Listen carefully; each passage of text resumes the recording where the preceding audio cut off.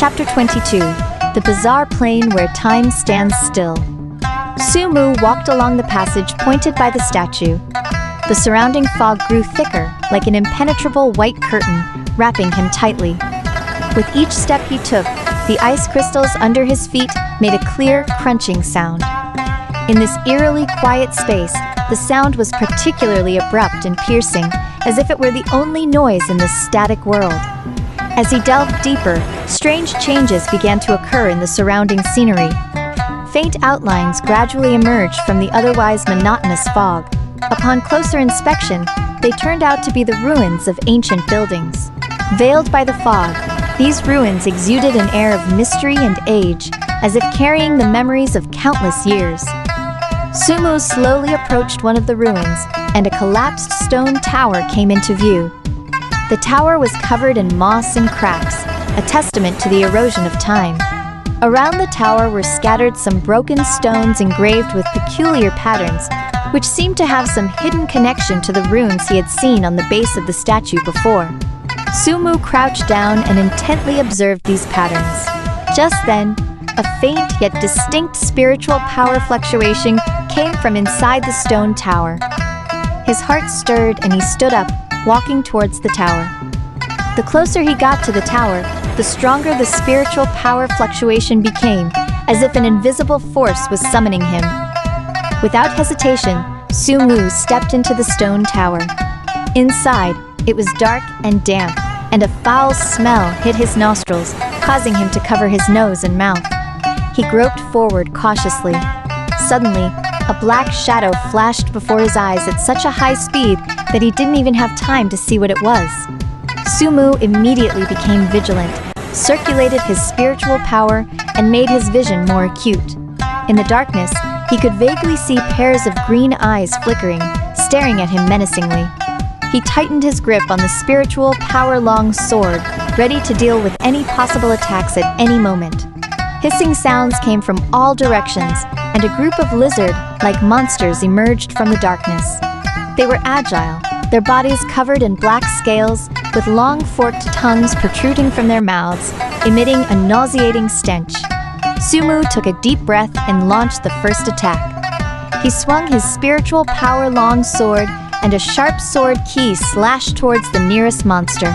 The monster nimbly sidestepped to avoid it, and then lunged at Sumu, its claws reaching for his chest.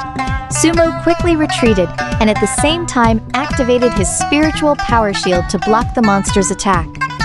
Seeing this, the other monsters surrounded him, encircling him tightly.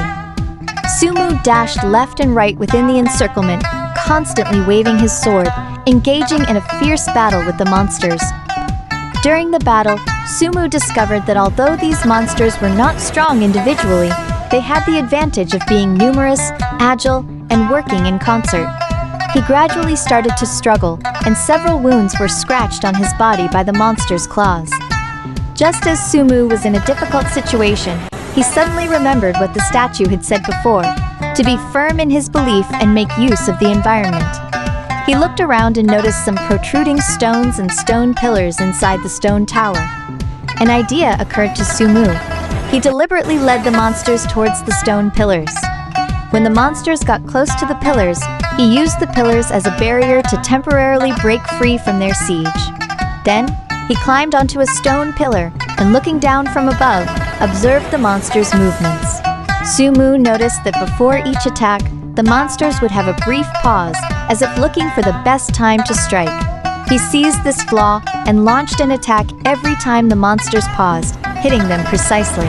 Under Sumu's counter-attacks, the monster's offensive gradually weakened. Finally, one monster was hit in a vital spot by Sumu and fell to the ground, dead. Seeing this, the other monsters seemed a bit frightened and no longer attacked as frantically as before. Taking this opportunity, Sumu jumped down from the stone pillar and continued to fight the monsters. After a fierce battle, he finally eliminated all the monsters. After the battle, Sumu panted heavily, exhausted. He knew that this was just the first challenge on his way to find the hero's power, and there would be more difficulties and obstacles ahead. After a short rest, Sumu continued to explore inside the stone tower. Following the direction of the spiritual power fluctuation, he came to the bottom floor of the tower. There he found a stone door emitting a faint glow. The stone door was engraved with runes, which corresponded to the patterns he had seen before. Sumu reached out to touch the stone door, and a warm sensation spread through his hand. At the same time, the runes began to flicker. Sumu's heart skipped a beat. He guessed that behind the stone door might lie clues related to the hero's power. However, just as he was thinking about how to open the door, the stone door suddenly shook violently, and a powerful force sent him flying. Sumu fell heavily to the ground, a trace of blood oozing from the corner of his mouth. He struggled to his feet, looking at the stone door, filled with confusion and unwillingness. He knew that opening this stone door would not be an easy task. Sumu walked to the stone door again and carefully observed the changes in the runes.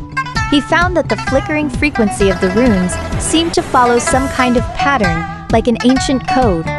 Sumu calmed down and started trying to crack the pattern of the runes. He recalled the runes he had seen on the base of the statue and the stones before, comparing and analyzing them with those on the stone door. After arduous thinking and attempts, Sumu finally found the way to crack the runes. He used his spiritual power to touch the runes in a specific order. When he touched the last rune, the stone door slowly opened, and a dazzling light shot out from inside. Sumu squinted his eyes. After the light dimmed a bit, he looked inside the door,